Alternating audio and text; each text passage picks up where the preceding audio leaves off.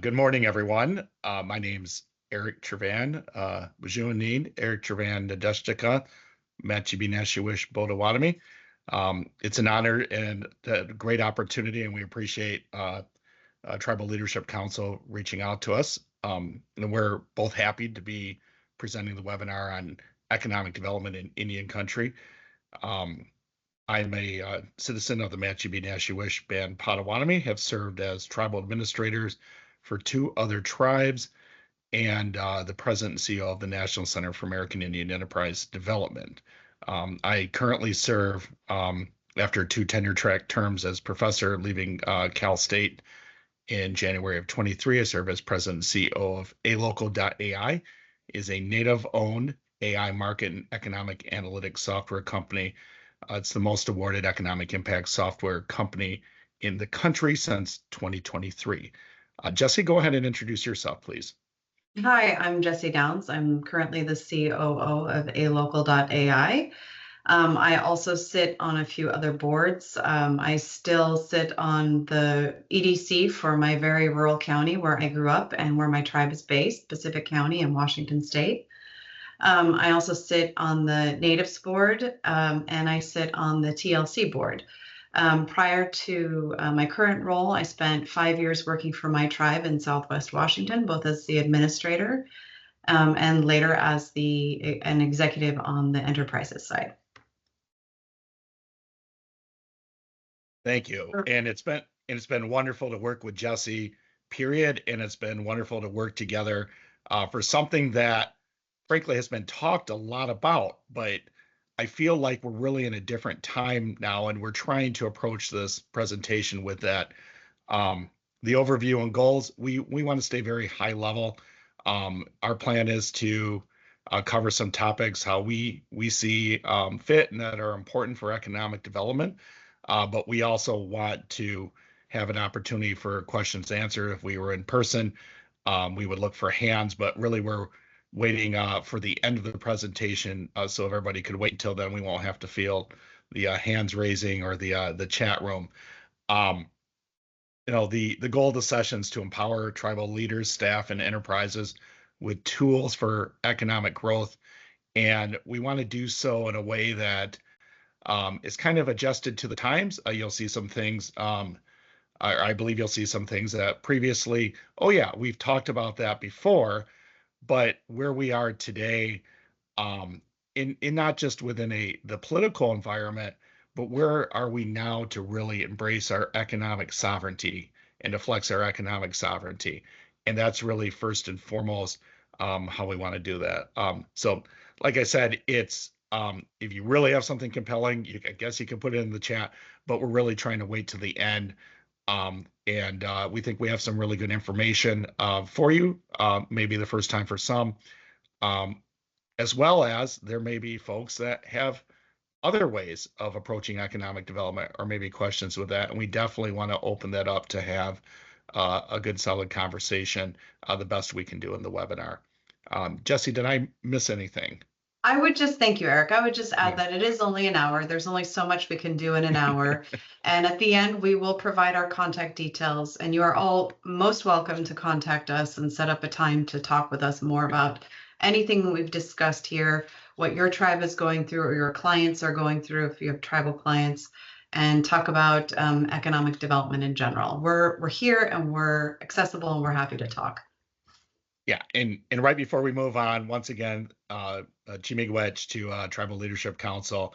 I believe they've been doing some incredible things where it's needed, being innovative, finding sectors that maybe haven't got the same attention that others have brought, and so we're just honored to be a part of that. So Chimigwech. So as we continue on, I'm just going to tell a little story, and I'm going to look at my colleague in case I'm going a little long, but many times, we're basing economic policy by just the smart people meeting, right? We get the folks, the stakeholders who, hey, let's brainstorm together and see what we need. Specifically, I'm going to talk about our native lands, our reservation lands. And a lot of times you see this happening where folks will get an expert and they'll pay the expert pretty good money, and they'll brainstorm, do a SWOT analysis, and write ideas on paper and put those pieces of paper on the wall. And then they do something not very scientific where they hand out sticky dots and they say, put it next to the ones we like. And so what that gets to is really what we call the upside down pyramid model of the one with the most sticky dots. That's the economic development project we're going to do. And then we deploy as much resources as we can. So we look at grants, we look at casino revenue, we look at other investments, and we're just put everything there because we've got to make sure this works. And then we see whether or not it works. And this has been the way many Native nations do this, and not only Native nations, city governments, county governments, but what this does is it's basing economic decisions without economic data. We're basing economic decisions without economic data. Then there's RFPs that are put out for folks that respond a few months later, only really to certify the talking points that were discussed by everybody in the smart people meeting. And what we want to get to, and we're moving in that way, and this is why this topic's very exciting. Instead of just picking a project, putting cash and seeing what goes on, understand the economy. The economy of Native nations isn't just the reservations. We talk about dollars, and we'll get into it more, talk about dollars leaving the reservations, leaking, and then how do we capture those? Well, the reservation itself shouldn't just look to capture dollars from the reservation. They should look at the cities that surround it. They should look at the highways that go through it. So really understanding the economic data is the foundational point of really the right side up pyramid. Then get to the point, once you understand the economy, then get to the point where you start looking at feasibility and budget and economic plans and strategic plans to really get to an overall master direction, a master strategy on how to move forward. Then invest and execute.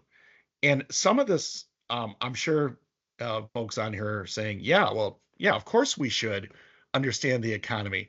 But I'm also confident there's folks on this webinar that are saying, yeah, that's exactly what happened to us.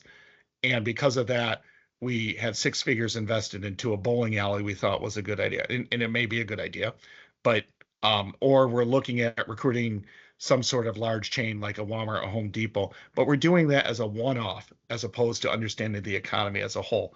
And it's just really important that we need to change. And when we change our thinking to use economic data, that's when we get to flex our economic sovereignty.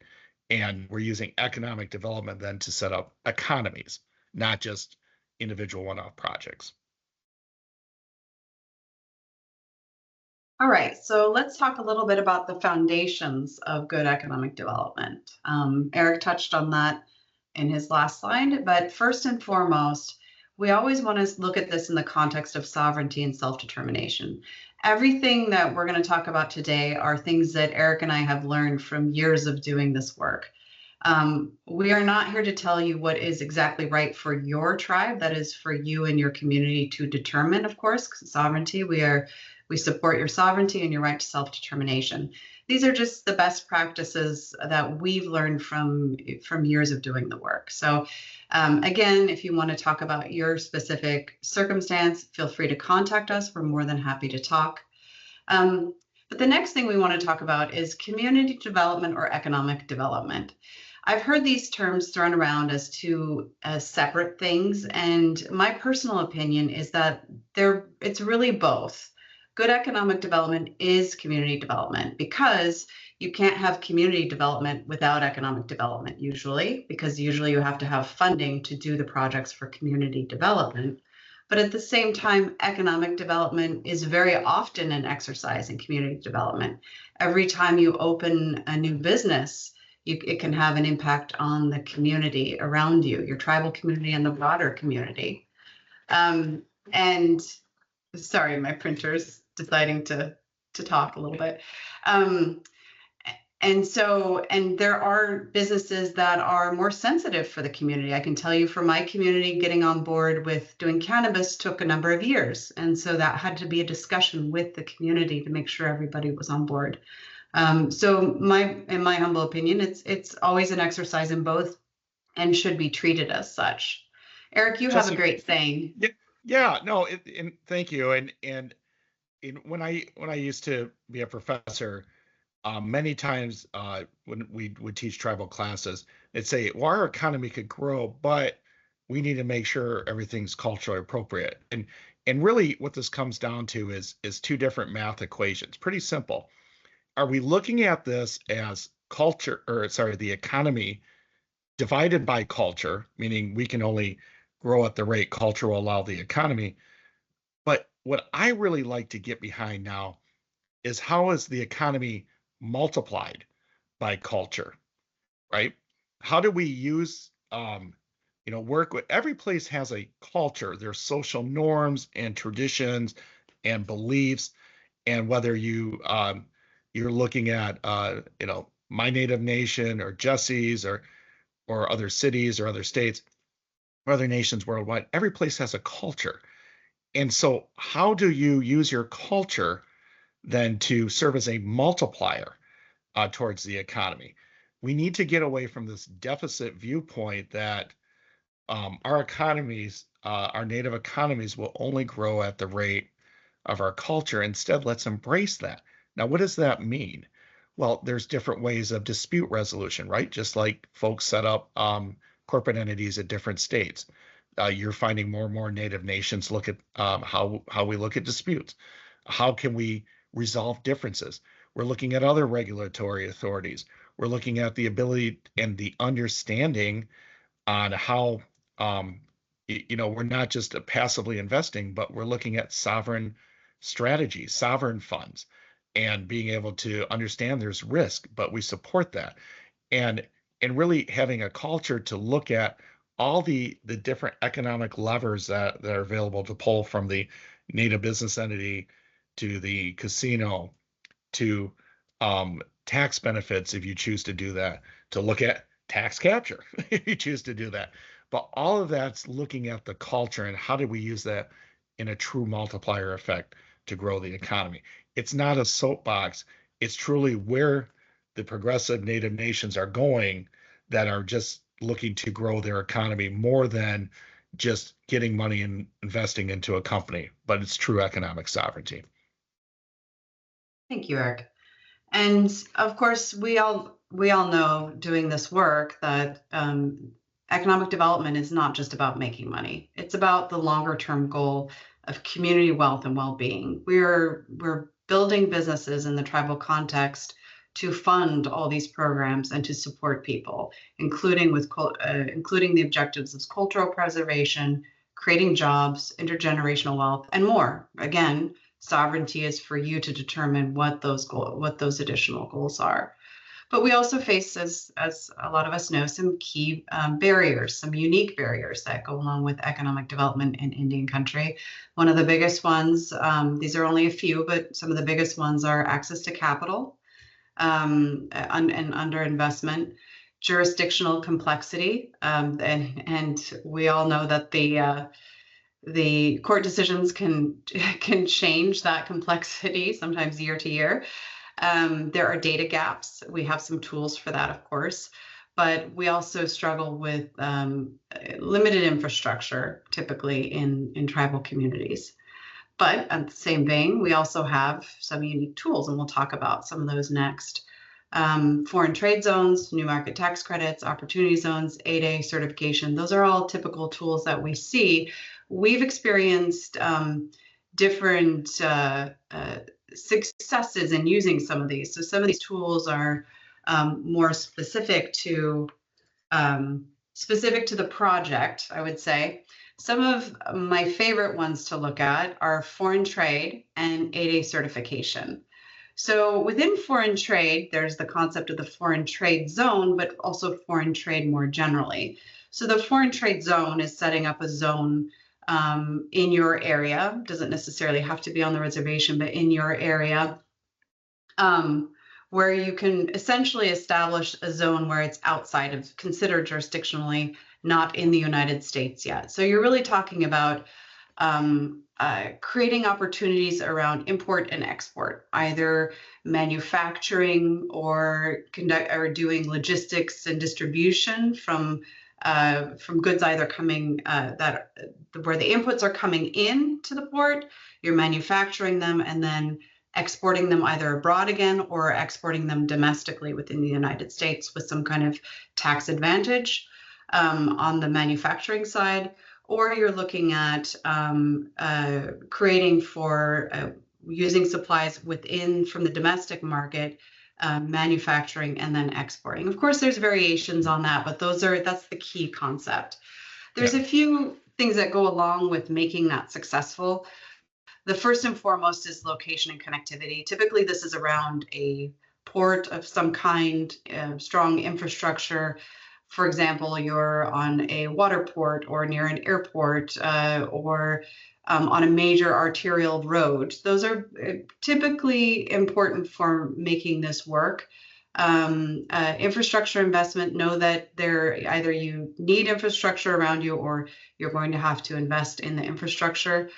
And you get the most out of it by looking at clustering your industries or layering your industries that work together to feed each other, and looking at partnerships with entities around you. Also, I would note that you really need to make sure that your regulatory body, your codes, your laws, and your workforce are ready. Not to say that can't be done. It can, of course, be done, but you'll want to do that. Make sure that's sorted first before going through the process of setting it up. Yeah, and it's we set up a long time ago when I was at the National Center. We set up the first ever Native Trade Center, first one ever. And what we really tried to do is find ways to do reduction, not elimination of tariffs, fees, and taxes. I would say if we looked up tariffs right now, that's probably one of the hottest words right now with economies. And Native nations are poised through the Jay Treaty, an agreement that the United States had that has acknowledged the ability of Native nations to have free flow trade and access. You're going to see more of that happening.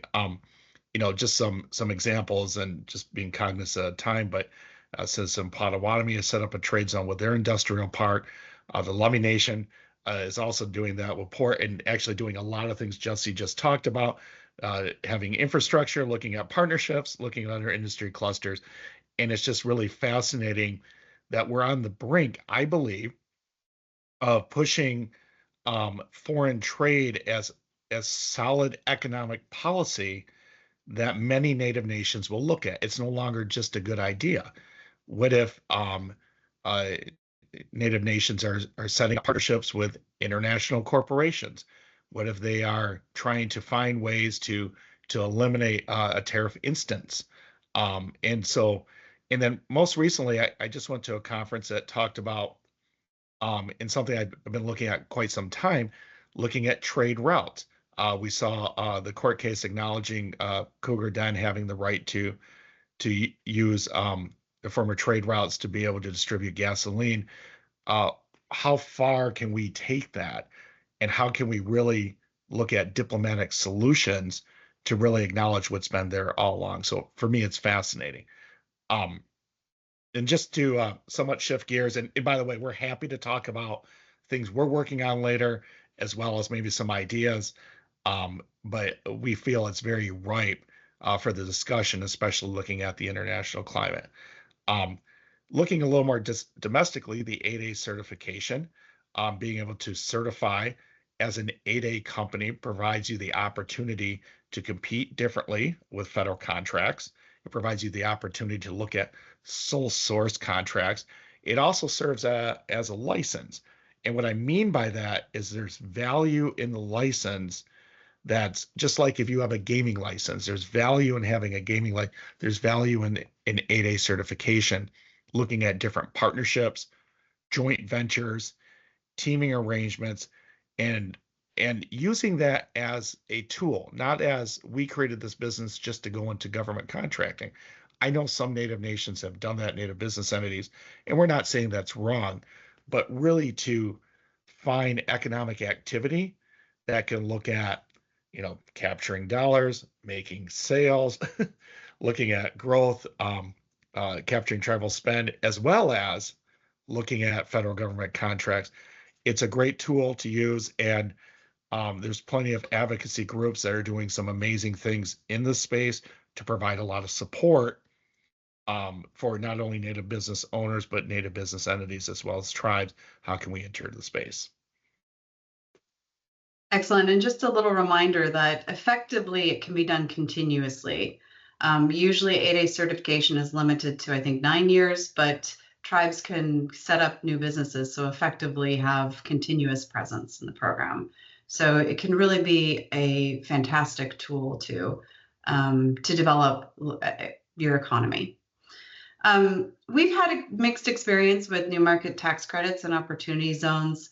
New market tax credits, basically, both programs are basically tax advantages for investors to draw capital in, but they end up having some negative externalities. New market tax credits, that's probably very limited use to very certain projects. And they're used because they can effectively lower the project cost like 20 to 25%. But you really have to understand the compliance requirements and limitations around them. Also, it usually doesn't make sense for projects under $5 to $10 million. Some people say 5, some people say more like 10, just because there's a lot of costs and fees involved in the process. Also, it's a bit rigid, so that, for example, we were looking out for a client. We were looking at this for a project, and it wouldn't have allowed us to pay off the project early if we wanted to. So that kind of limitation was just not suitable for us. Also, you have to stay in compliance for the 7 years, and if you don't, they may go away and you will have to pay that money back. So you really have to know what you're getting into and know that it's not a solution for every project. Similar with opportunity zones, they originally were projected when the program was started to be far wider used than they effectively have been, but it's really been mostly for real estate projects and in urban areas. So there hasn't been significant tribal adoption. Also, I've seen some negative externalities in small, especially in smaller struggling communities where investors are seeking, for example, the tax advantage, and they'll invest like in real estate, but then sit on it effectively, like advertise the lease prices way too high so that effectively it just stays empty at the detriment to already struggling downtowns. So just understand that these two, again, those last two tools are, don't expect to apply them to every project. Essentially, consider them. Understand if if it is a consideration for you. Opportunity zones are geographically limited, and new market tax credits have their own limitations too. So perhaps look into them, but really study them before adopting. Thanks, Jesse. And those are just some tools we talked about. Everything doesn't need a label, and sometimes we get comfortable with those. But looking at the things that can impact regulatory structure, taxation structure, dispute resolution, looking at ways to bring more investment in, to look at equity-like deals. There's a lot of different tools at play, and really we've been involved in it for so long, but I'd love just to sit back and say what Native nations are doing, and it's exciting. And frankly, anytime I've made a call just trying to learn more, folks have been open, and I encourage folks on here. I had a chance just to skim people who are attending.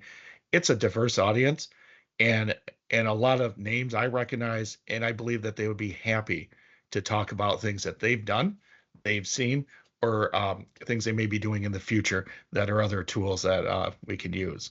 Where do the opportunities exist? And what I'm using is a study that we did for looking at Arizona rural economic opportunities, so looking at cities, counties, and Native nations, and this was funded through Local First Arizona as well as the Tonto Apache tribe.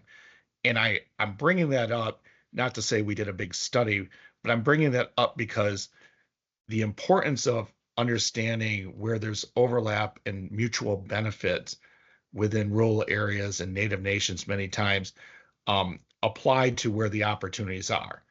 First, capturing dollars that are leaving your reservation, capturing dollars that are leaving your economy. We work with this every day, but it's, sometimes you hear, and it really maybe it makes me a little upset, Native nations saying, oh, well, we don't want to look at strategies like that because we don't know if that business can survive on its own. Businesses generate profit from capturing dollars that are leaking outside of your economy. And so by doing that, then they can grow, they can hire those folks, they spend money in your communities. You're able to procure more supplies and services. You're looking at a lot of indirect type economic impacts. But finding where dollars are leaking and capturing them as a multiplier is an incredible opportunity to grow your economy. Diversification. And it's important to note that diversification doesn't mean just do something different. We're going to open a convenience store, and then we're going to open I don't know, we'll say an Uber or some sort of taxi service. Just because they're different isn't an intentional diversification. You're looking to manage risk, you're looking to manage strategy, you're looking to find ways to increase consumption. 70% of GDP is made up from consumption, consumers. So how do you diversify to increase consumers? And then how do you diversify too? Trying to find suppliers and workforce that fit. If you're in a very tech-heavy business, but not a very tech-heavy workforce, you're going to have challenges, and that's going to increase the cost. Growing industries. Just because there's more of something doesn't mean that those are the industries you should concentrate on. Many times we find those, we'll call them hot industries. Oh, I want to do a brewery, or I want to do some sort of casino service. And because you see a lot of those, that doesn't necessarily mean that those are the growth that you need to look for. A lot of times it's where are we missing these industries? Where are the opportunities? I have to drive 2 hours to buy a certain item or receive some sort of service. So where are the growing industries there? And then emerging trends. And this is one of those broad words. And I'm going to turn it over to Jesse after this, but food sovereignty has been incredibly important. Instead of spending money somewhere else, what about growing our own? What about raising our own? And that's been a great initiative, but that also directly impacts the economy. Energy, how can we use our own energy? We have investors and developers now ready to come to reservations to do joint ventures, to do rev shares, and to put all the money in because there's an energy demand. Native nations are able to take advantage of the absolute demand for energy right now based on different regulatory structures they can set up if they're able to set up the economic environment to make that happen. Tourism, cultural tourism. I set up a cultural tourism program at San Diego State. But all that is a very export-based you're exporting your the tourist type, whether it's culture, whether it's entertainment, and you're bringing those dollars in.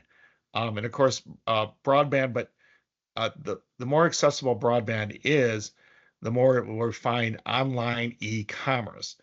And we work with some key taglines looking at data equity, data sovereignty, and data diplomacy. You have to have those before you have digital sovereignty. And those are key components that are all brought together through broadband. So you could keep going right down the list looking at high tax industries. You could go down the list and finding strategic areas that we're already we excel. More than half the casinos in the United States are native casinos. But I'm not saying just rest on that. Really try to find multiple opportunities, because that's when you see the big numbers on the left. How do we capture the 15 billion that's just leaving, going somewhere else? How do we create more jobs? And for many of the Native nations, even creating 20 new jobs, 50 new jobs, folks are going to live and stay. They're going to spend money there. That's how we grow an economy, not just by setting up one business. It's in just a soapbox. That's how we move from financial sovereignty to economic sovereignty. Thank you, Eric. And I would just point out that these numbers listed below from our rural Arizona study, that's just rural tribal opportunity. So almost 1 million jobs could potentially be captured by tribes in Arizona. And we are currently doing a white paper, a similar study for Washington State, and we'll have similar data shortly published about for Washington State tribes. And we're happy to continue doing more studies as well. And if you want to partner with us to look at your tribe or your state, we'd be more than happy to have those conversations. I would also add that, even though these are the emerging trends, there's a broader scope that really have, again, it depends on each individual tribe, but a broader scope of industries that really probably have a lot of potential for tribes. Clean energy, natural resources, agriculture, health and wellness, hospitality, including cultural and ecotourism, of course, gaming, manufacturing, business services, construction, cannabis, green building materials like hempcrete, engineered wood, logistics, warehousing, transportation, distribution. And I would also point out that in this study, the top 3 industries for opportunity in rural Arizona for tribes specifically, the number 1 in terms of economic opportunity was professional, scientific, and technical services. Number 2 was wholesale trade, and number 3 was retail trade. Of course, you go beyond that. It's number 4 was healthcare and social assistance, so medical, etc. Then accommodation and food service, and then real estate. So, and we've found already in looking at a preview of the Washington data, we found similar trends as well. But look for that study coming out from us shortly. It will be a white paper, so it will be publicly available. Jesse, if I can add one thing before you go to the next slide too, is probably a lot of these things are intuitive, but this is where you go from doing things the wrong way to the right way. If you understand that ahead of time, not just guessing, then it helps you. Our resources are limited. Our financial resources are limited. So how can we create a strategy to really embrace and represent the Native nations that we're either working for or the Native business entities? And that's the big difference. Instead of guessing, well, we really think we need healthcare. And instead, if we have the analytics available, which is the purpose of aLocal.AI, you're able to have those instantaneously, make those decisions. And but it was really cool to see the different areas, the different Native nations, and how the demand for certain things was really intuitive. But now we have the numbers and we're able to map out a strategy. Okay, so just to recap, these are some of the ancillary recommendations for best practices in economic development. So once you've figured out what you want to do, there's some key things to actually remember in implementing those plans well. But before we get into that, there is one thing I really want everyone here to take away from this. One of the key messages. I've had recently a lot of conversations about how to do planning the right way. And we've seen some tribes and some companies encouraging it to do master planning as the overarching. There is a good, in my opinion, there's the right way in order to do planning. And there's a lot of planning to do to get all this right. And for me, that starts with strategic planning first. And by strategic planning, I've seen a lot of strategic plans. They should always not only include your goals, but start to look at your strategies and tactics for getting there. And then next comes economic development and economic development planning. Ideally, this is done with your housing plan and your workforce development plan, because workforce development plan will be absolutely essential for being able to do economic development. If you don't have the right people to hire, the businesses are going to suffer. And then why should you do housing? Well, on one hand, you have the workforce housing that often is an issue for tribal economic development. I've seen this personally with my tribe. We had a lot of positions, good positions, well-paying positions. And one of the things our potential people who would relocate to our rural area faced was lack of housing. And I saw this time and time again, people forced to commute an hour away because they couldn't find suitable housing in the area. So not just housing plan needs to be done, not just because of the workforce housing element, but because housing in itself is an act of economic development. Every time you put in 10 new houses or even one new house, that household that's brought to that area is going to need products and services. They're going to need to shop somewhere. They're going to need, additional like lawn care support, etc. And if you have those services in your area, then you can keep that money circulating in your economy longer before it leaves the area, and therefore increasing your multiplier effect and growing your economy faster. So really housing and workforce development and economic development are ideally done together as the second stage right after strategic planning, and then you do the master planning. Why do you do the master planning last?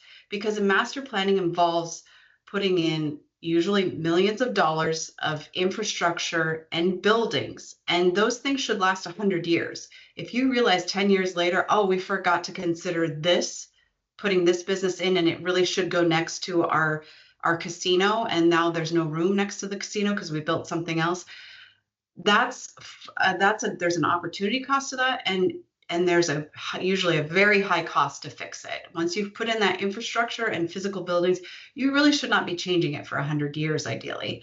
Otherwise, you're going to be losing money. And so that is really a critical lesson I'd like everybody to try to think about and take away and see how that could potentially help their planning experience. In addition to that, supporting, once you have those business plans or economic development plans in place, really it's a collaborative effort. It's not just for your tribal enterprises to solve. Tribal enterprises need support from their tribal council. They need good regulation, good oversight. Tribal entrepreneurs, encouraging tribal entrepreneurship can really help your economy grow faster. A tribe can't do everything, and nor should it. There are going to be businesses that don't make sense for a tribal enterprise, but could be fantastic businesses for tribal individuals.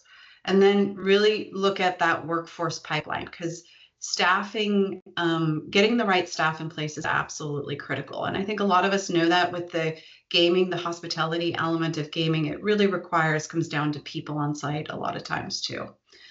So strengthen your governance, your finance, and your interdepartmental coordination. That means both on the government and in the enterprises side. Look at how you can streamline, how you can put better policies in place, better codes and laws in place. What kind of financing options are you using? I've seen tribal councils shy away from certain financing solutions like debt, because a lot of people approach debt like they approach their mortgage. It's something to just get away from, get done, get solved, get sorted. But debt is actually cheaper than equity. When you have equity, that's far more valuable than anything. And so what debt does, when used responsibly, of course, you don't want too much debt, and debt all depends on the risk of the project. That the risk of the project will determine, and the profile of the project, how much you can comfortably take on.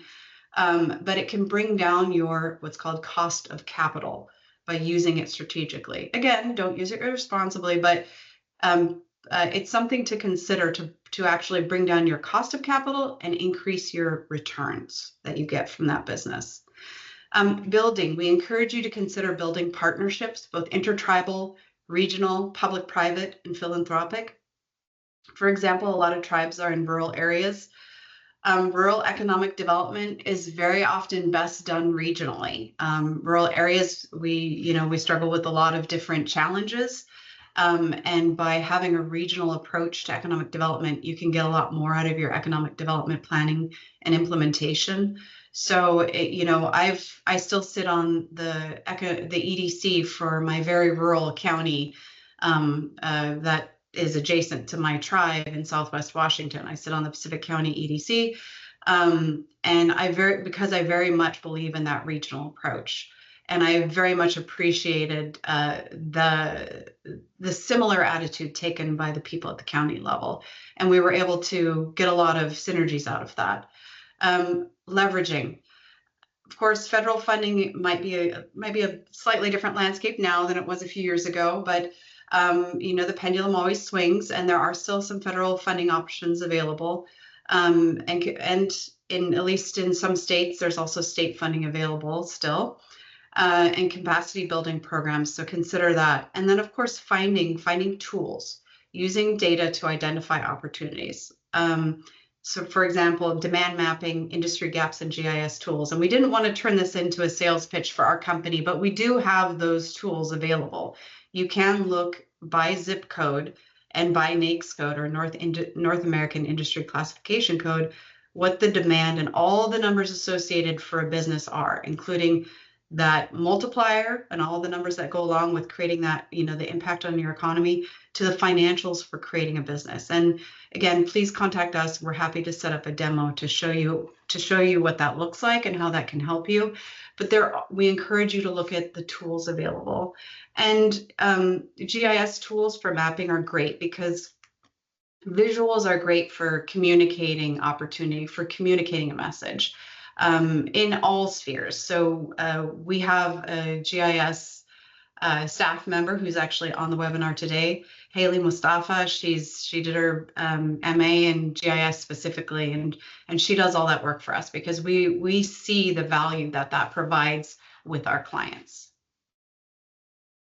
Thank you. And I looked at time, and we have a lot of fun talking about this, and we'll stay a couple minutes later, but I'll go through this pretty quick. Tribal success stories. Now, this does not mean these are the top success stories. This does not mean it's our favorite, but what we wanted to do is just be able to provide something broader than gaming. But Tulalip, they set up a regulatory structure, a corporate government structure of a federated city to be able to maintain tax advantages. For those who don't know, Tulalip is north of Seattle. Shares borders in Washington on a very busy highway called I-5. And all those folks, and I can tell you because I used to live in Washington, all those soccer teams that are heading back south now have restaurants to stop in, now have places to get gas or a hotel to stay in. That's it's just a great example how you change your regulatory structure based on your culture. You're able to capture dollars that literally are driving down the road, leaking outside, and forming an economy and exercising your economic sovereignty. Tonto Apache, full disclosure, they are a client of ours, but it's a true data to development project. For those who don't know, Payson, we share borders with Payson, Arizona. It's one of the areas that folks drive to from Phoenix Metro to get out of the heat. It's about 10, 15 degrees cooler. But all the dollars, many dollars were leaving, going down the hill to Phoenix Metro for professional services, for healthcare. And the first stoplight in Payson, Tonto Apache, has land on 3 of the 4 corners. And they said during the pandemic, which of course a lot of Native nations got hurt with their larger operations shutting down or on pause for a few months, said we can't have that again. How do we exercise our sovereignty? And so they took a mixed use approach, looking to capture dollars, looking to provide other ways to increase gaming, things from, and yes, some convenience store and gas, ways that they could look at taxes, but also distilling.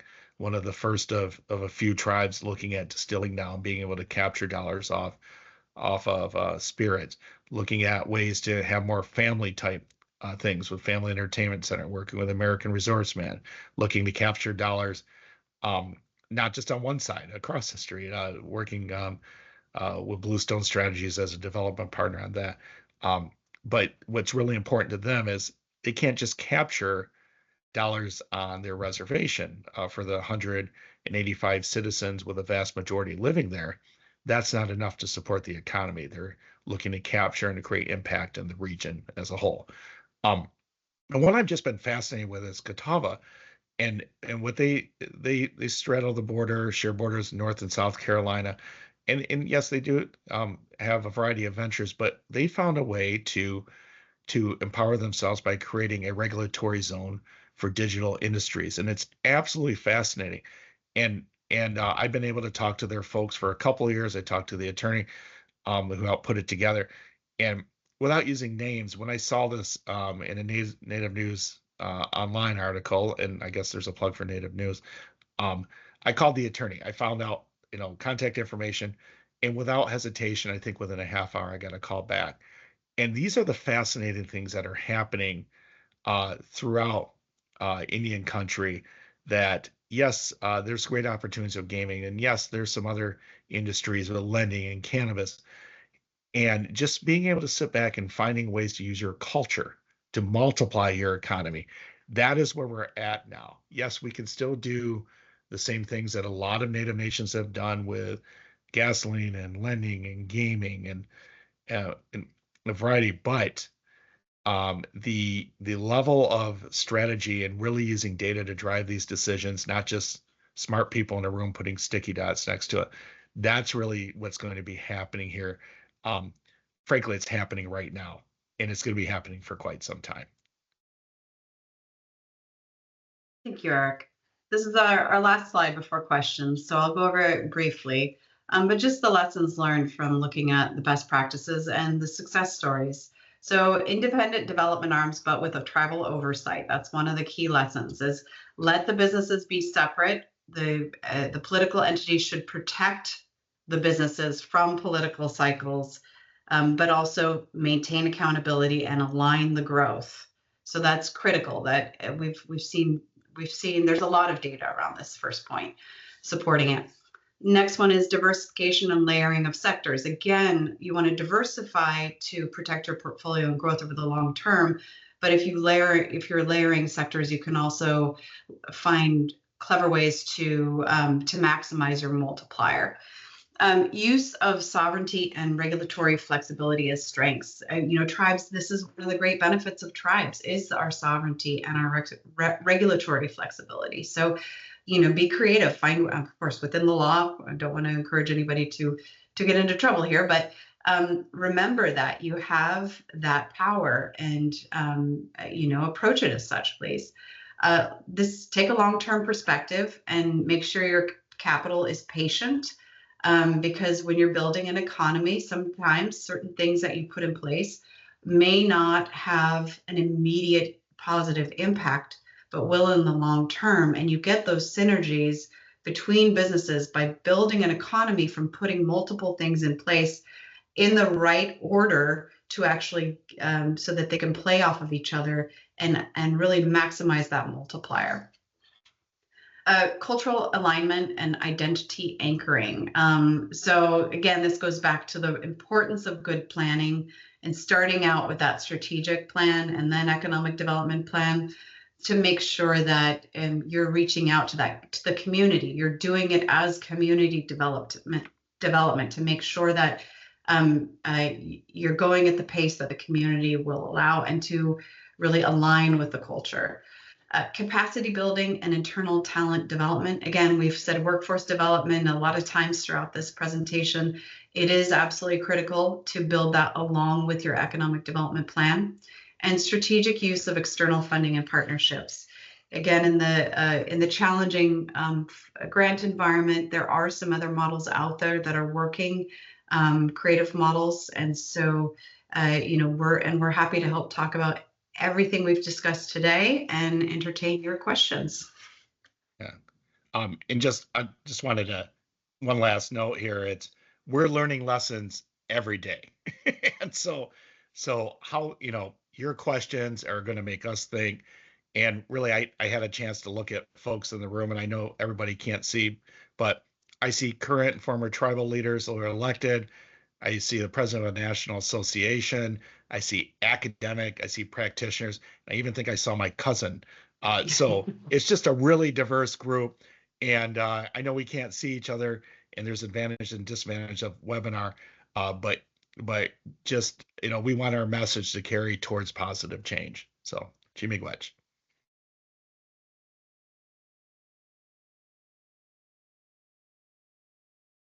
Let me see if there's anything in the chat. Okay. All right.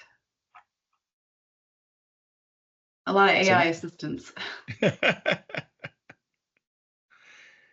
I know Jesse's kind of leading this part, but if you have questions, chat, or if there's a hand raise functions, I'll try to keep my eyes out too.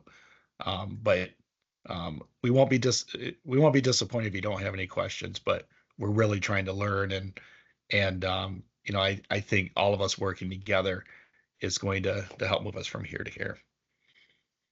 We have one question in the chat. It was, are we able to send out the white paper when it's available? Yes, absolutely. We will ask TLC for the email addresses if we may, and then send that out. Apologies if we end up sending it to somebody who didn't want to receive it, but as a service, we can do that. And also I would add that you are always most welcome to contact us and specifically request it too. So if somehow we missed you, our email here, let me just get that on screen so you have it. Okay. Yeah, it's actually really easy. It's info@aLocal.AI, and I'll put it in the chat as well. And trust me, we all monitor it, so it's just easier for us to do it that way.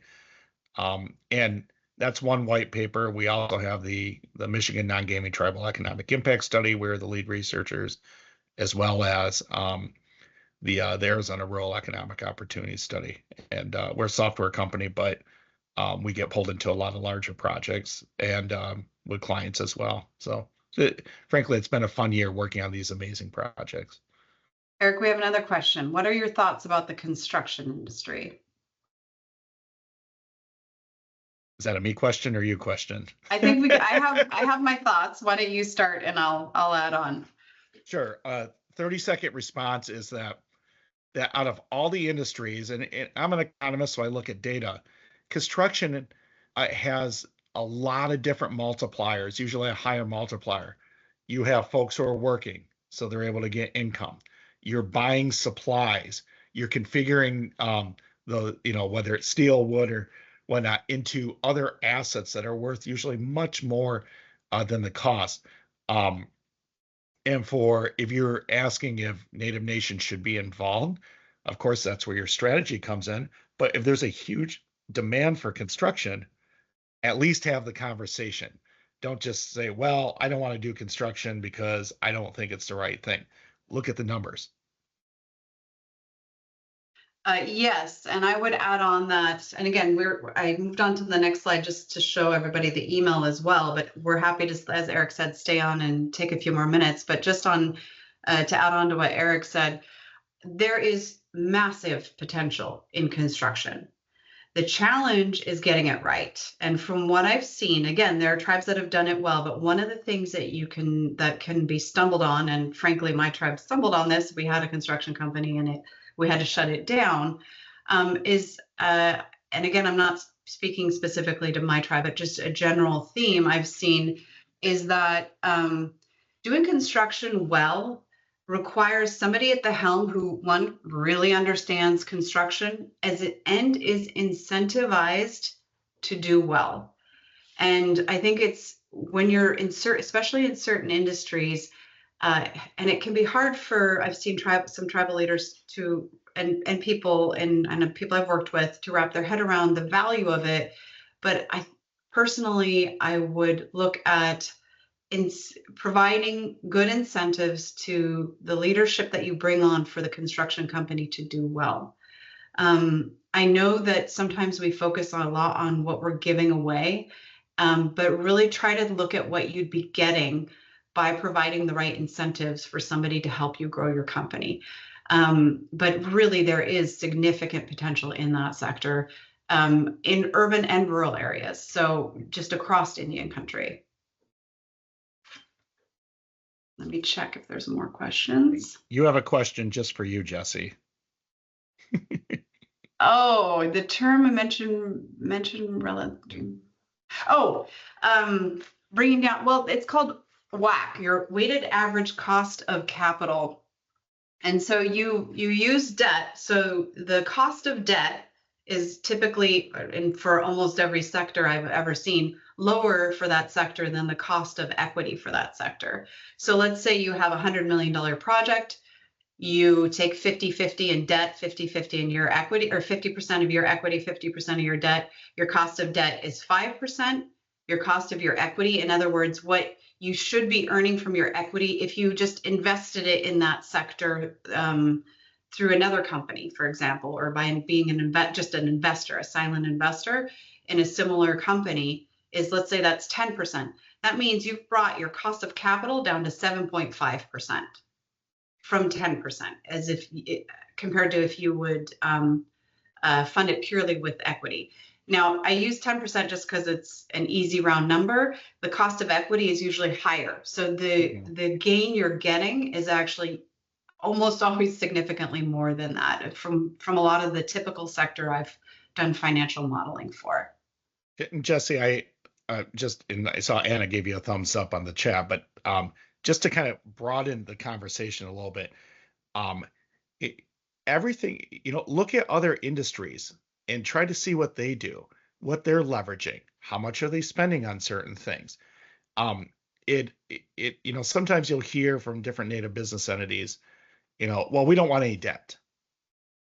Well, why don't you want debt? Or you'll hear, well, that publicly traded company is doing this, so our convenience store should do this. The publicly traded company is worth a couple $100 million. Convenience store is not. Look at the common industry ratios based on your asset size, based on your strategy. Don't just look at some number and say, well, the stock market's doing this, so our three businesses should be doing this. You need to move away from, you need to look at strategy, not management by accounting, but strategy. How do you look at those different ratios? How do you apply those and really have a better understanding? I would love no debt, but then I would not have a house. Other companies would love no debt, but maybe they could purchase new equipment so that helps them grow their business. Maybe they can create a line of credit to help with cash flow problems. Debt is okay when it's okay. And what I mean by that is just understand your businesses in the industry before just saying, oh, we should do this instead of this.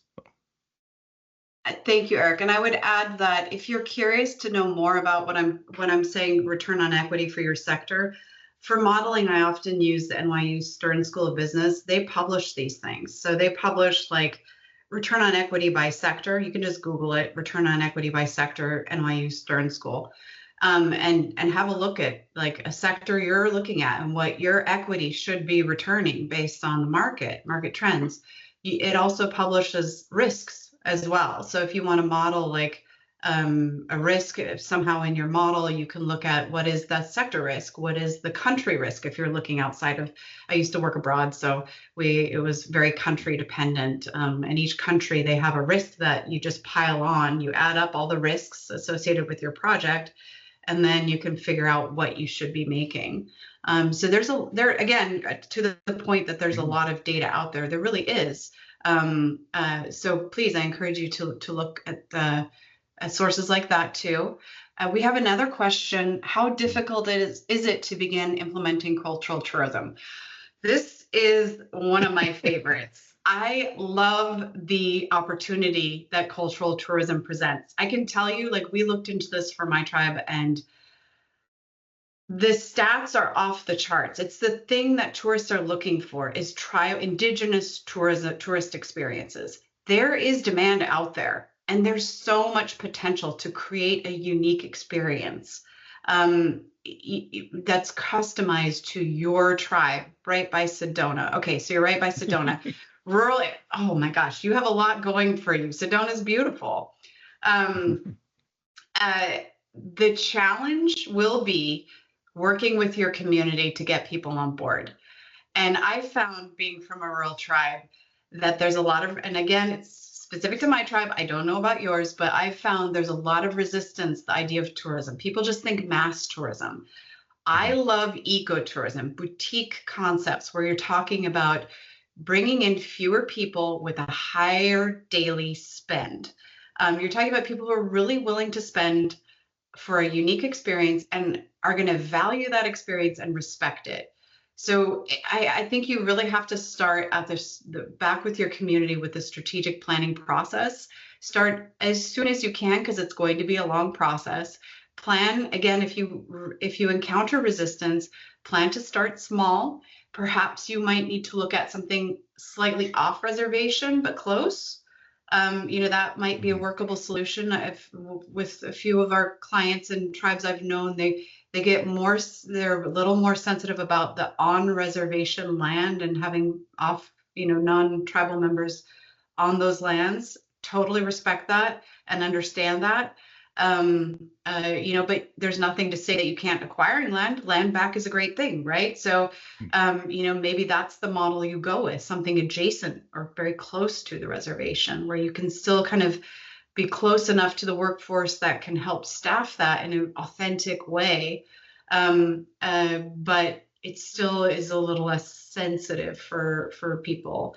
And again, the key is authenticity. Yeah. If I could, I'll add one thing and I'll jump to the next question if that's okay. It's having the conversation starting now, just sitting down and talking about these things. The example I like to give is you want folks to come and to spend money and to generate revenue and build an economy, but nobody wants somebody looking in their window. And so making sure that there's a balance of that. But the other thing I want to add, sometimes and many times, Native nations are already engaged in cultural tourism. Um, we're able to talk about Menominee Nation because this was public, but there's gaming, there's a convention center, there's lodging, there's a university, there's whitewater rafting, there's fishing, there's the museum, and one of the recommendations was you are engaged in that. How do you put that together, and how do you create a strategy around that? And I think a lot of Native nations will just, and you don't need 20 different things, but if you think like a website, like I'll say like Matchy Nashiwish, Gun Lake. So visit Gun Lake. What is Gun Lake at? And you start putting those down, and you're embracing that as an asset. And some of the things are already happening. It just takes a little packaging for that. So you have a piggyback question. I love this, but average time frame it takes for discussion to implementation, it varies. But I'll tell you this, it takes longer if you don't have the conversations now.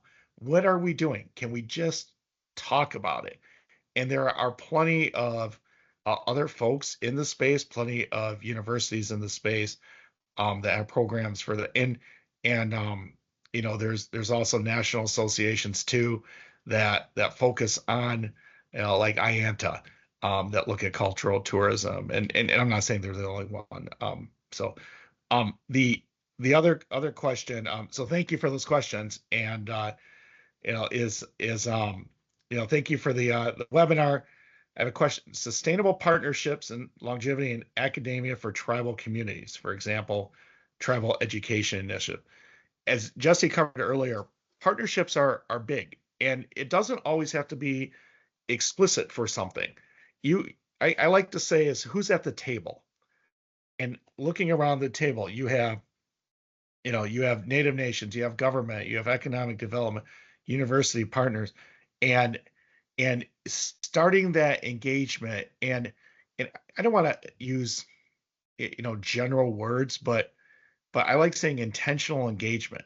And I know when I was up in Washington at Evergreen, we attempted to do that. I believe there's a lot of sincerity around that. I'm here in Arizona, but I go to Michigan a lot. I know now you're having other academic institutions have programs that are driven by the tribes. And I mean, you could go around ASU and San Diego State and University of Oklahoma and UMD and UNC, but it's having those intention and yeah, there's I'm not going to lie, there's a little jockeying for position. Um, but if we never have these conversations, um, it's these issues and these opportunities are going to remain. And so, um, so I always encourage it. Um, it's how can I say this maybe a little delicately, but everybody has their rational behavior. You have tenure track professors that have different you have deans and administration, you have tribal leaders, you have the business community. Maybe just be sensitive to that, and then you try to think, how can you bring folks together, understanding that everybody has a certain objective, a certain agenda that's not negative. So, um, um, so that's my answer, and I'll let Jessie see if she has anything else, and then there was another pop up on IANTA. Yeah, thank you for providing that information, Melissa. I would add that, and this kind of goes back to the previous question too. I would add some general advice. One, with your point of communication, Eric, multi-channel communication is great. A great strategy when you're talking about creating partnerships like the one mentioned or generally, but also when you're talking about strategic planning and getting a community on board with a new concept. You really, as many ways you can communicate with your community as possible. Is that one-on-one meetings, making yourself available to people, open door policies? Is that having regular community meetings? Is that having like forums with specific groups like your tribal council or your boards of your enterprises or your elders group? Is that doing surveys? Is that issuing reports? As many communication forms as you can do comfortably is highly recommended. It's a way to kind of build as much as possible that community around you to support the projects you're working on.